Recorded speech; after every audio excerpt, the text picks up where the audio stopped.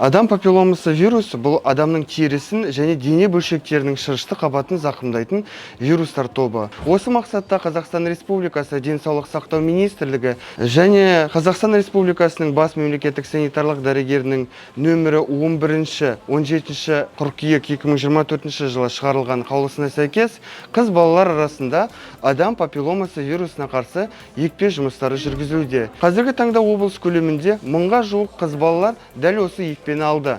Екпеден кейінгі ешқандай асқыну белгілері анықталған жоқ және тіркелген жоқ. Екпені салу міндетті түрде қыз баланың заңды өкілі, яғни ата-анасының рұқсатымен жүргізіледі.